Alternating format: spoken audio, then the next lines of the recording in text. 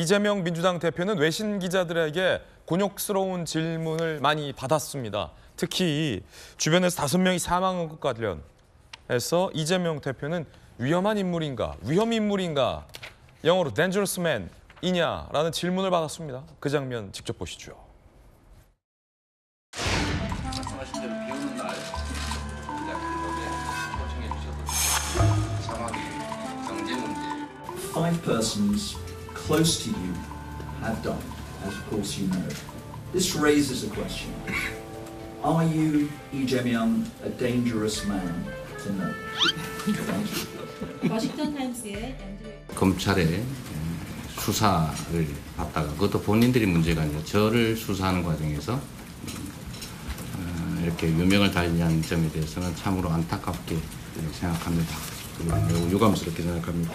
저는 그들의 사망에 대해서 어떤 영향도 미칠 수 없는 상태입니다. 더 이상 이런 일들이 벌어지지 않기를 바랍니다. 대통령님께서 옛날에 그 성남시장 이쪽 그때 사건에서 기소된 상황인데요. 저로서는 대한민국 법원을 믿고 법적 대응에 최선을 다할 것입니다. 다른 보통의 사람들은 평생 한 번 당할까 말까 한 검찰의 또는 경찰의 압수수색을 지금 언론에 공표된 것만 봐도 339번을 당했는데 그러나 결과는 아무런 물적 증거가 없었다라는 것입니다.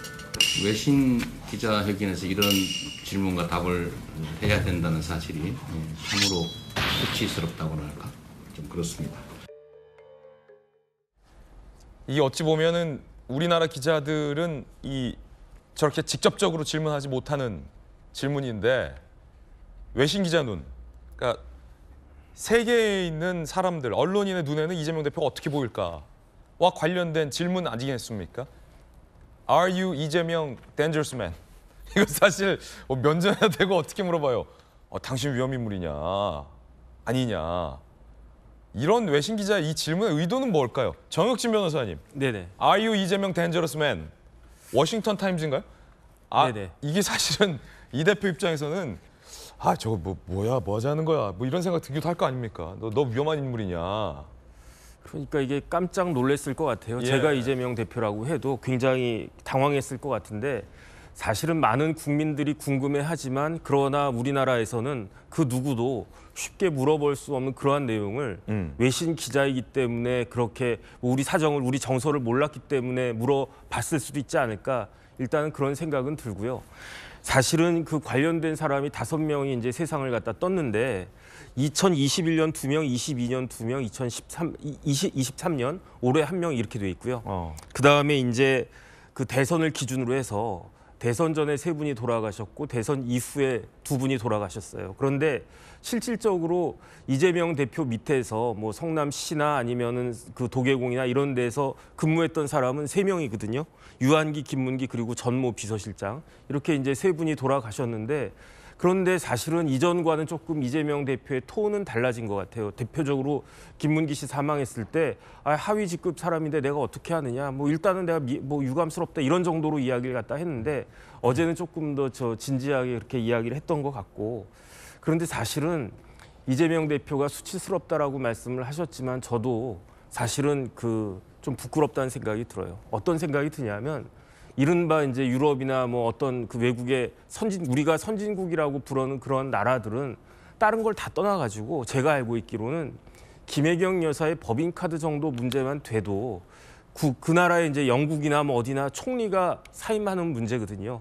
그런데 이재명 대표는 그것보다도 훨씬 더 많은 그 의혹들이 있는데 그럼에도 불구하고 제1당의 대표를 유지하고 있다라고 하는 것이 그러니까 뭐 워싱턴 포스트나 뭐 영국이나 프랑스나 이런 데 언론인들 눈에는 조금 뭐 이렇게 그 일상적이지 않다 그렇게 생각하는 것이 아닌가 저는 사실 그런 생각이 들어가지고 그래서 이제 이런 부분들이 빨리 명확하게 해명이 되는 것이 필요하겠다는 생각이 듭니다. 전유기 의원님은 좀 어떻게 보십니까? 저 외신 기자회견 한 것도 일종의 어떤 정치적인 이재명 대표의 돌파구 내지는 뭐 외신 기자들의 요청을 받아들인 측면이 있을 텐데 결국은 가서 뭐 다른 여러 질문도 많이 받았지만 위험 인물이냐 이 질문 받은 거잖아요. Dangerous man.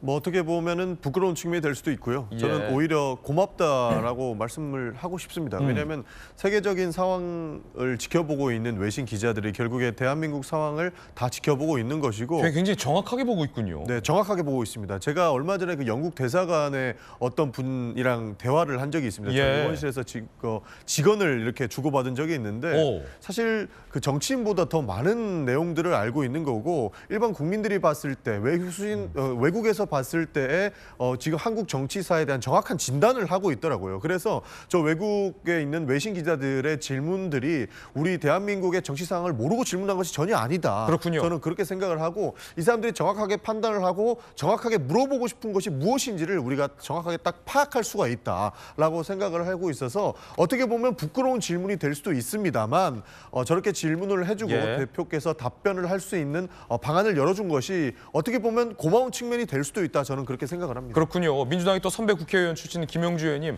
사실은 매우 이례적인 상황이잖아요. 단 한 번도 민주당의 당대표가 아마 외신 기자에게 당신 위험인물이냐, dangerous man이라는 질문을 받아본 적은 없었을 것 같은데 지금은 이제 그런 질문이 나오고 있고 매주 재판에 가야 하는 것, 수사를 받는 것, 사법 리스크에 관련된 질문도 지금 결국 외신 기자들한테도 나왔거든요. 뭐 외신 기자가 정치 탄압한다고 이런 거 물어보는 건 아닐 거 아니에요. 그러니까 외신 기자 입장에서 더 궁금했던 건 사실은 이런 지경에 압도적 대선 다음번 대선 지지 후보 1위가 돼 있다는 거예요. 그게 더 미스테리한 부분일 겁니다. 이제 그래서 외국 사람들 입장에서 저렇게 위험한 사람이 어떻게 국민들의 한 30-40%가 다음번 대통령이 될 거라고 지지를 받지 이런 부분에 대한 부분이 있을 수 있고요. 또 하나는 이재명 대표는 저런 부분에 대해서 오히려 정말 방금 전용기 의원 말씀하셨다시피 감사하게 생각해요. 정면 돌파하고 어쨌든 이런 과정에 있던 것에 대해서는 또 뭐 외부에 계신 분들한테 안심시킬 수 있는 발언을 한다든지 또 이번 기회로 통해서 자기 주변에 그런 일에 대해서 한번 좀 미안함을 표면한다든지 이런 계기로 삼고 앞으로 가면 갈수록 뭐 어떻든 대한민국의 리더가 될 사람은 글로벌 사회 속에서 일정한 레putation, 즉 평판 관리를 해야 되기 때문에 그리고 또 지금 말이 외신 기자들이지 실제로 국내에 사는 사람과 다름없거든요. 저분들은 외신 기자라는 이름을 갖고 있을 뿐이지. 그래서 훨씬 더 구체적으로 질문할 수 있다는 것을 우리가 생각해 볼 필요 있을 것 같습니다. 박정호 의원님. 저희가 뭐 지금 도드라진 게 저거 데인저러스맨 뭐 저 부분만 보이지만 사실은 여러 가지 질의가 나왔을 거예요. 제가 볼 때는 이재명 대표 주변에서 너무 잔머리 쓰려고 하다 저런 일이 생겼다고 저는 봅니다. 그래요? 그러니까 외신기자 클럽에서 초청 행사도 굉장히 가끔 많이 하고 정치인들한테 그래요. 근데 성사되는 게 쉽지 않고 그다음에 뭐 선거라는 걸 앞두고 있기 전에는 저런 계기의 기자회견이 이게 작지 않거든요. 제가 볼 때는 그리고 이재명 대표가 저희도 많이 봤습니다만 국회에서 이제 대표실에서 나와갖고 막 이동할 때 기자들이 막 질문하잖아요. 예. 근데 거의 대부분 묵묵부답이에요. 아무 대답 안 하거나 뭐 오늘은 얘기하지 맙시다 이렇게 됐는데 제가 볼 때는 제가 이제 그 공부 여러 번 해봤잖아요. 예. 했잖아요.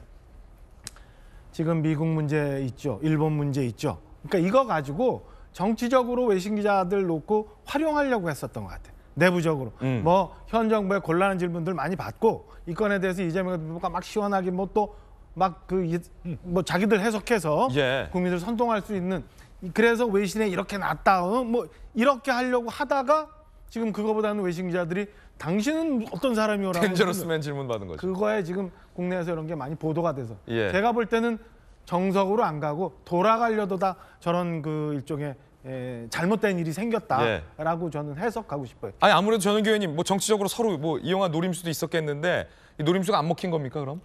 아니요, 뭐 충분히 노림수는 먹힐 수 있는 것이죠. 예. 왜냐하면 외신 기자들도 궁금한 게 분명히 있을 겁니다. 한국의 언론들도 정확한 평가를 하고 있기는 하지만 외신 기자들도 지금 한미일 관계에 대해서는 많은 의심들을 가지고 있거든요. 그런 측면에서 야당의 대표로서는 충분히 외신 기자들한테 우리는 어떻게 생각하고 민주당이 생각하는 외교는 무엇인지를 알려줄 수 있는 좋은 기회가 될 수 있기 때문에 그 정도의 노림수라면 충분히 가능성이 있다. 이런 말씀을 드리고 싶고요. 저렇게 뭐 덴저리스맨이라고 하면서 정확하게 강하게 이렇게 전곡을 찌르는 이런 질문을 받은 것도 고맙다고 말씀을 드렸는데 그 예. 이유는 뭐냐면 결국에는 대한민국 내부의 상황만이 아니게 됐다라는 지점을 저는 지적하고 싶습니다. 이제는 그 윤석열 정부와 야당의 관계가 전 세계적인 주목점이 되어 있던 거고 우리가 어떠한 정치사를 어떠한 역사를 쓸 것인지를 전 세계가 주목하고 있는 이런 상황이 됐기 때문에 윤석열 정부도 조금 더 야당과의 관계 그다음에 국내 정치의 관계에 신경을 더 써야 될 지점이 아닐까 오히려 저는 그런 말씀도 드리고 싶습니다. 외신 기자들을 보면 한국에서 특히 오래 취재한 외신 기자들은 얼굴은 이제 완전 외국인이고 정서도 외국 사람인데 다 알아요. 친낙계가 누군지, 친명계가 누군지, 전용계가 어디 살고 있는지 이런 것도 정치 관련된 외신 기자들은 굉장히 구체적으로 알고 있는 그 기자의 어찌 보면 돌직구 질문이었겠군요. 당신은 Are you 이재명 dangerous man? 여러분 어떻게 생각하십니까?